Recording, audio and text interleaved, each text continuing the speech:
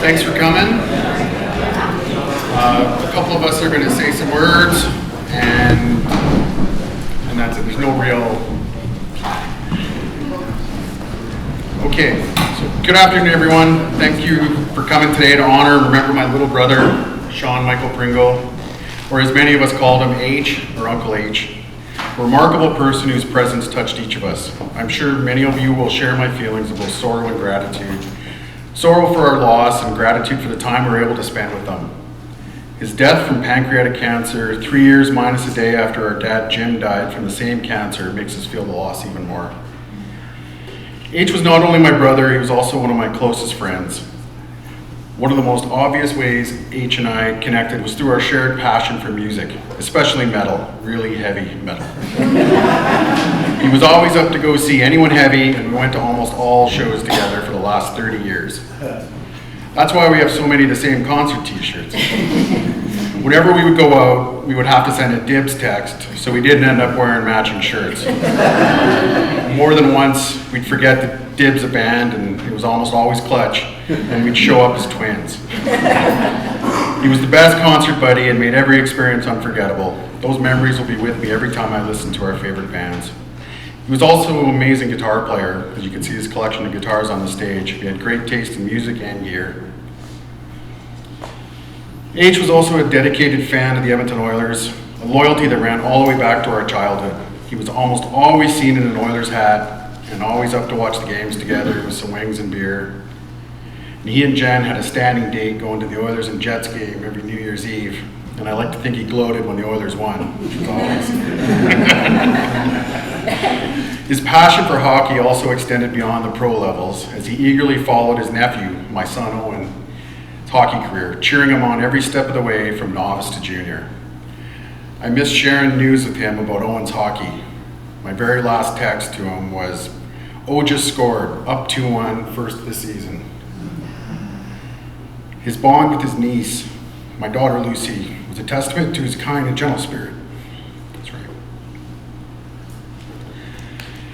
He picked up on our interest in silly fidget spinners and contributed to an impressive collection of weird gadgets over the years. He also understood and nurtured her love of anything creative. As I'm sure we'll hear from others today, H was a great friend. He was never the loudest guy in the room, and he seemed happy to hang back and let others claim the spotlight, but he truly loved our friend group.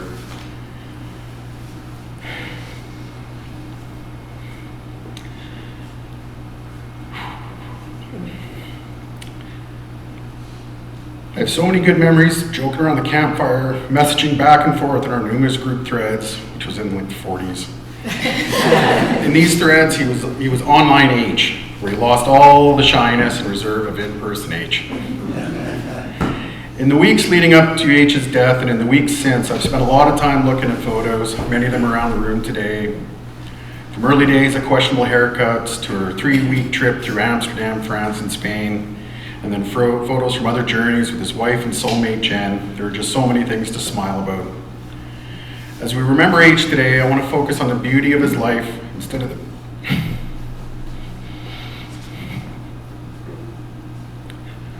the pain of his absence. I know each of us in our own way will keep his memory alive. I'm truly grateful to have you all here. Thank you.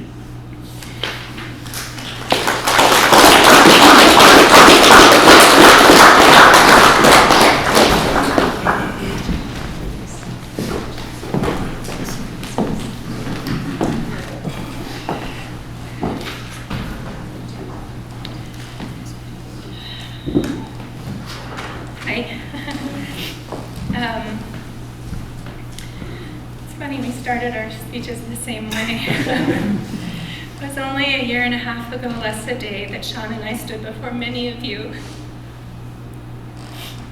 and exchanged our vows.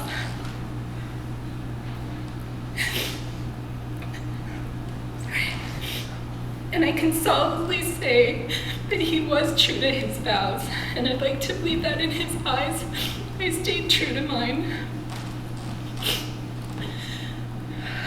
But now I stand before you all to try and capture who Sean was and his grace. I could talk for hours about him, and everything that he meant to me and how he made me a better person. But I'll try my best to be concise. Sean and I met just over 7 years ago, and we clicked instantly. I think because we found each other later in life, we never took each other for granted.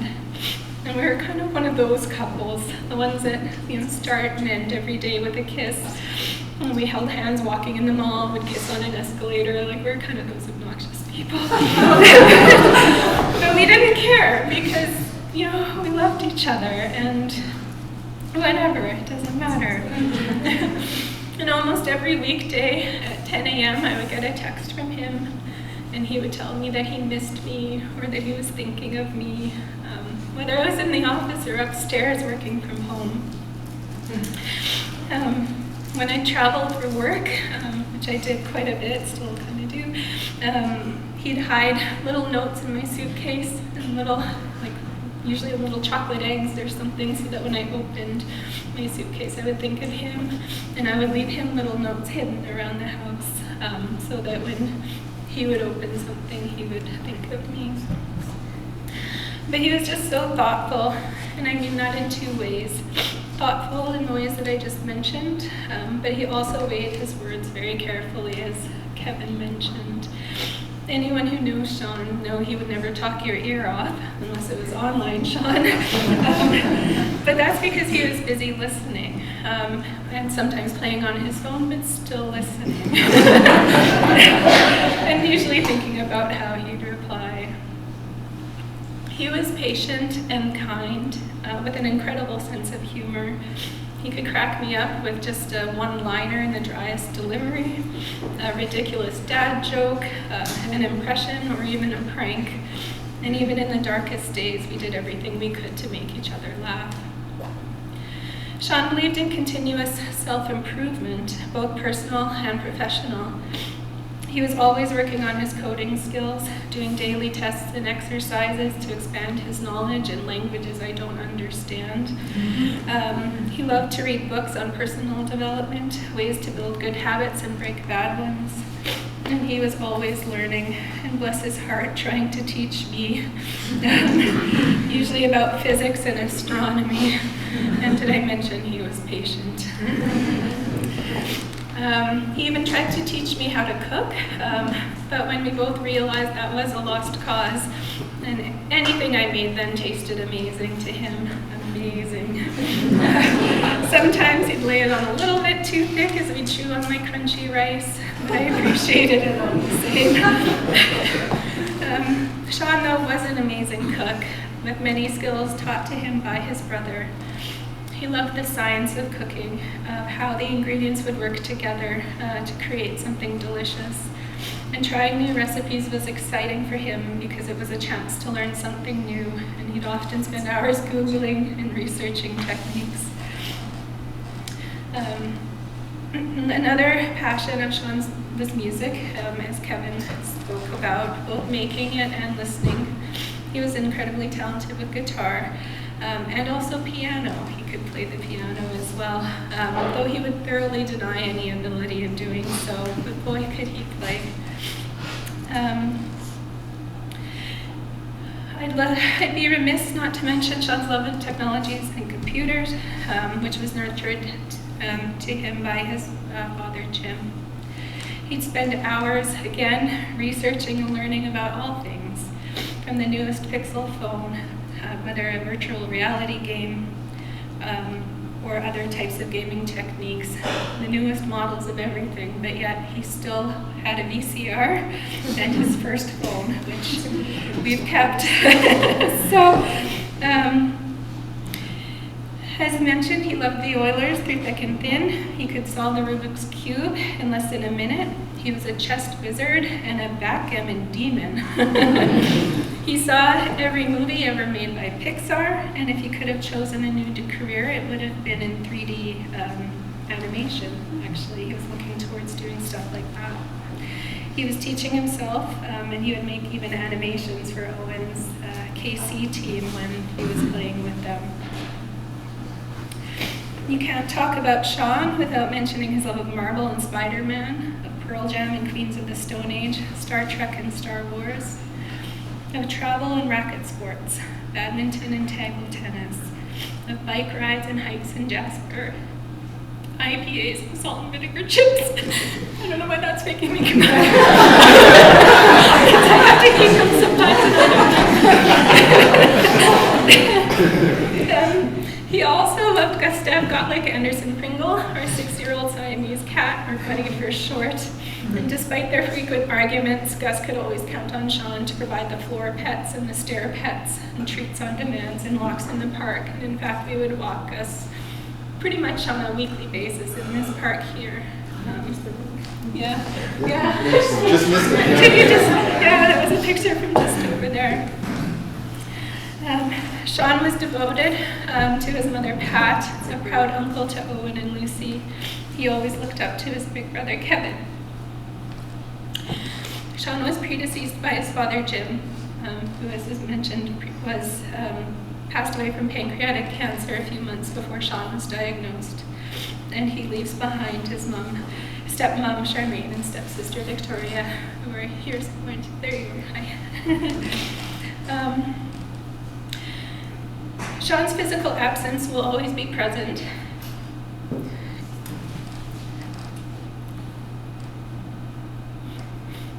Even in the littlest things. When there are no coffee grounds to wipe off the counter, when 10 a.m. comes and goes without a text, when I see a funny meme or I want to complain about the Oilers. But I'm also so lucky to be able to fill those moments with the most amazing memories of the time that we had together. And though 7 years was not enough, neither would 100. So I am grateful for every moment that we shared, and I will honor him every day going forward. I do want to acknowledge and thank everyone who supported Sean through his illness and his passing. I don't think I'd be strong enough to stand here today if it wasn't for the amazing group of friends that surrounded Sean. That's Craig, Kris, John, Todd, Troy, and Brian, and of course his brother Kevin. Your friendship meant the world to Sean, and I cannot thank you enough for sticking through the most difficult of times as Sean's health declined. I know it was not easy to see him like that, especially when he was no longer able to speak, but I know he heard your voices and your laughter and your memories. And having you all come by and bring such love and support was a comfort to us both. And it continues to be as I navigate the world without Sean. And while I have lost my husband, I've gained 7 brothers, and I love you all. This also extends to the wives, and Dawn, Kelly, Tara, Stacy, Jill, and Kyla, who have also supported me through these times.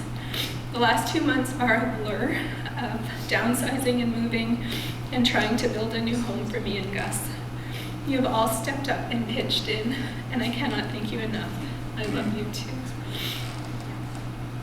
I'd also like to thank my coworkers, Diana, Carrie, Collette, Kim, Jordan, everybody, all my coworkers who are here, Camellia, who have been so patient and understanding over the last 3 years.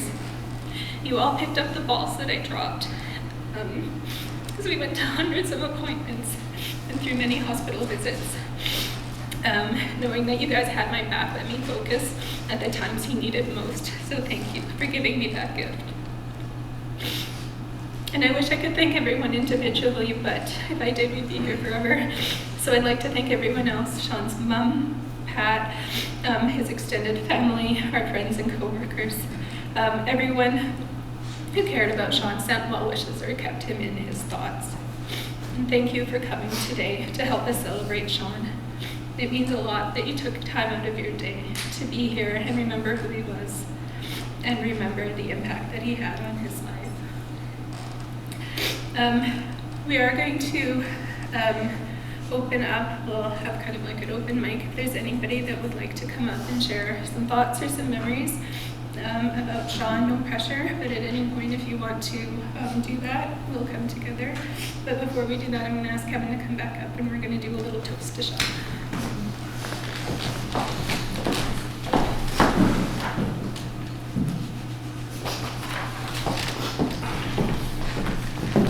All right, I just want to do a quick toast to H, to Sean. I grabbed this out of his fridge. This was his last Fat Tug. Fortunately, it expired almost 3 years ago, but it's our favorite beer, and I can't let it go to waste. So, everyone, here's to H. Sean. Love you, man. How is it? I was a little worried. Yeah. Craig, did you want to? All right.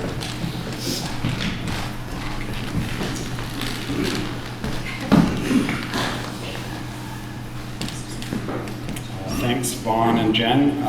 I'm reading this on behalf of Brian, aka Pudge, who couldn't be here today, so it's my honor to read this on his behalf. And it's titled H, My Old and Precious Friend. Someone once said, friends come and go, but for the precious few, you should hold on. Work hard to bridge the gaps in geography and lifestyle, because the older you get, the more you need the people you knew when you were young. Kevin Pringle and I have been friends for 37 years. We were introduced by our mutual friend, Brian Enns, younger brother of Alan, who would eventually become Vaughn's roommate. Vaughn introduced Sean to our group about a year later, and he fit in effortlessly. Sean was studying physics at the University of Alberta and brought a slightly younger, more analytical perspective to our friend group, while being a hockey aficionado, a metal music encyclopedia, and mathematical genius, all wrapped up in an easygoing, shy persona who liked to let loose on occasion.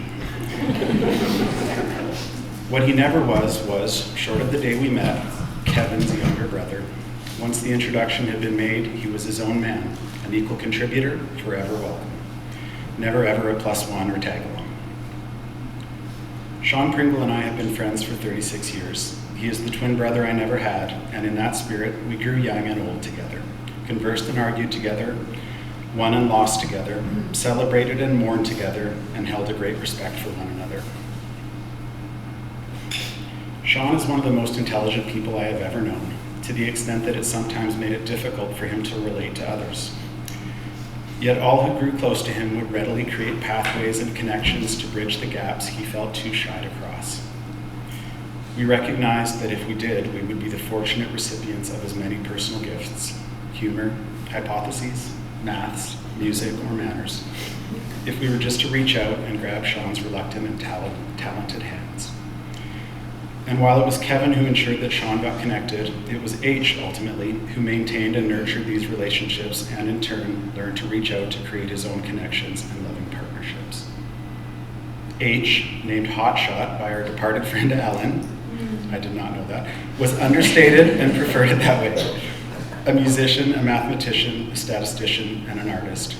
A computer programmer, a terrible golfer, an amateur engineer, and metal fan extraordinaire. A world traveler, an entrepreneur, a craft beer connoisseur, and closet cannabis enthusiast, as many of us were or are. These are all accomplishments of a full life, and had this been everything, H would have been fulfilled and considered fortunate. What we learned about H in these last few years added another dimension to him entirely. We are often unaware of our limits until tested, but when tested, H had no limits. H was courage incarnate. He hurled himself into surgery without hesitation, without fear. H was an optimist, eternal. He met each treatment with hope, with scientific belief. H was a protector forever. H shielded us from the worst of his fears and ultimately his realities. Courageous, optimistic, and protective, H lived these qualities when the rest of us could not. We found it difficult, he found it easy. Always in his nature, but as usual, understated, H showed us courage against insurmountable odds, optimism in the face of tragedy, and the fierce protection of those we love, because in the end, nothing else in the world matters. After his passing, Jen gifted me one of H's speed cubes, a Rubik's Cube designed for record-breaking solution speeds. I have never been able to solve one, even after... I have, but...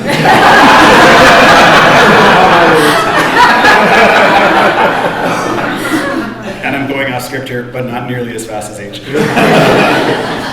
Even after the SOPs were published online, but H loved them. He was a puzzler after all, and while he was obsessed with solving the cube with 6 homogeneous sides, the solved cube is but one state out of 43 quintillion. And while the solved cube looks perfect, it is fake. None of us have 6 simple facets. We are all so much more complex.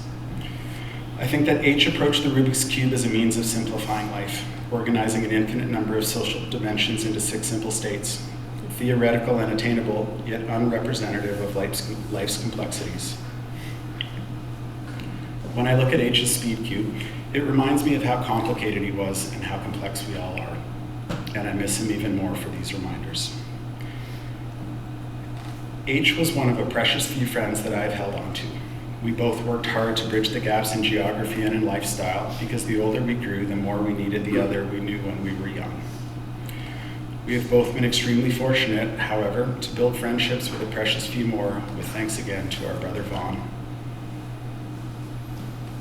Vaughn introduced us to a league of extraordinary gentlemen who are present fathers, kind humans, curious learners, compassionate comics, and talented audiophiles.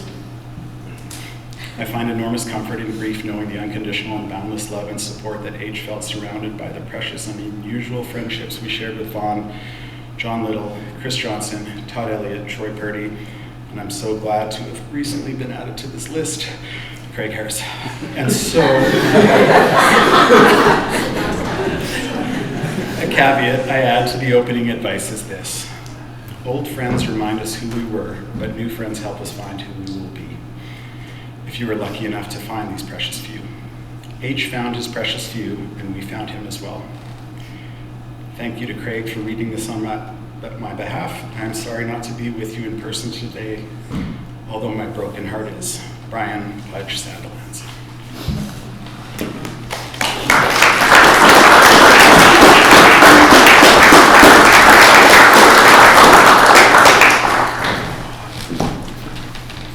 If anyone else wants to come up. Okay. Maureen first. Before I chicken out, I wanted to come up.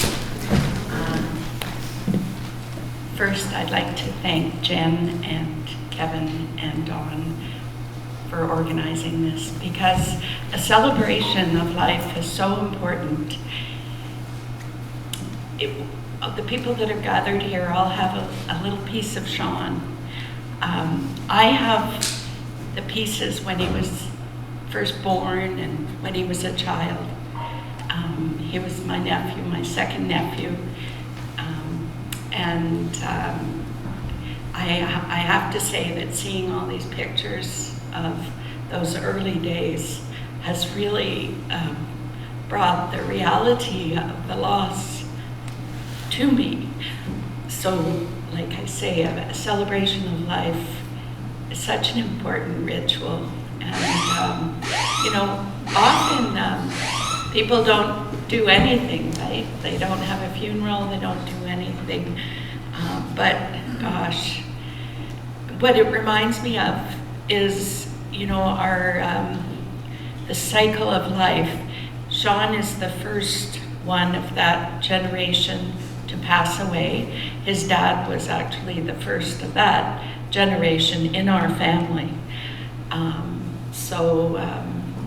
Anyway, I'm so happy to be here to share with all of you who had a different piece of Sean, a different slice, but he was the sweetest little boy. He was so smart, my goodness, even when he was about 5, if we had any technical problem with the TV, we would get Sean to fix it. And, but when I went to visit him in the hospital in his final days, it just struck me so much what a gentle soul he was. I went to say hello, and I thought maybe he doesn't remember me, but no, he just warmed my heart with the warmth in his handshake, and my goodness, what a special person he was. Thank you.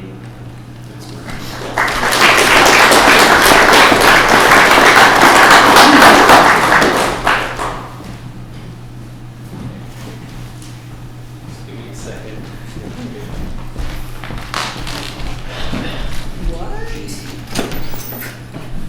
Costume change?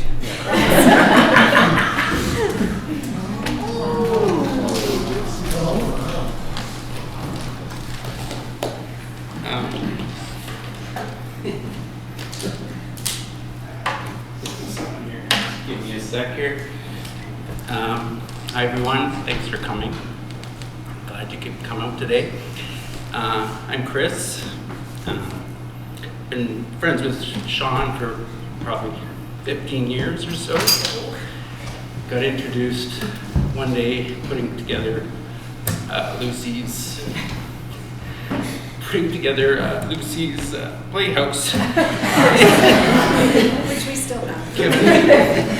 Kevin said that H was good at the instructions, and Hutch was there to direct us, and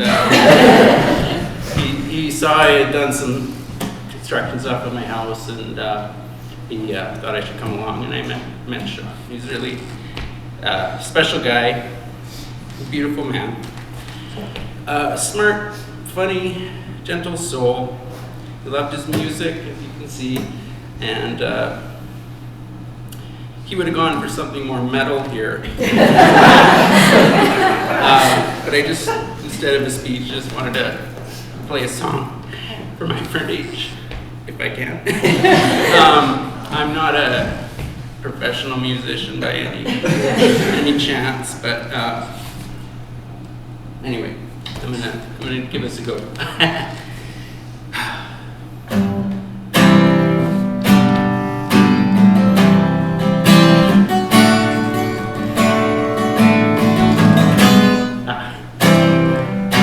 Sean Pringle, I knew he was H. Hot shot competitive, his legend parades. He wouldn't have played this song this way. But if he heard me, would have said, way to go, KJ. That's what he is. Safe place to grow. He lets you know he sees you. He lets you know that's what he is.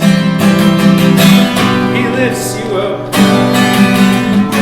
when things are rough.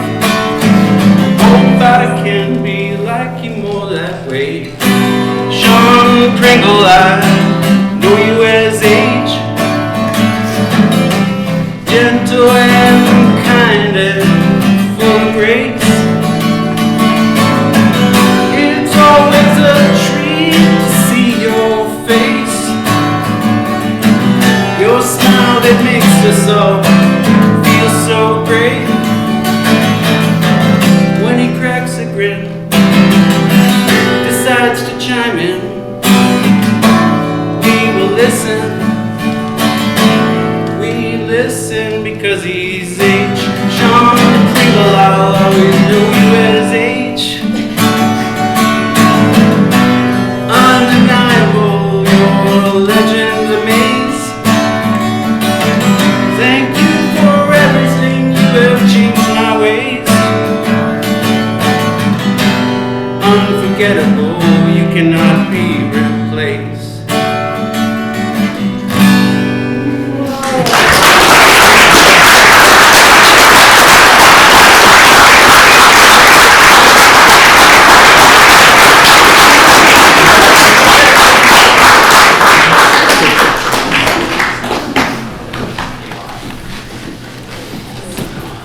I don't know if anyone anyone wants to try to top that. Thanks for coming, everybody. We really appreciate it. And have a drink and have something to eat, and we can just shoot the shit, talk.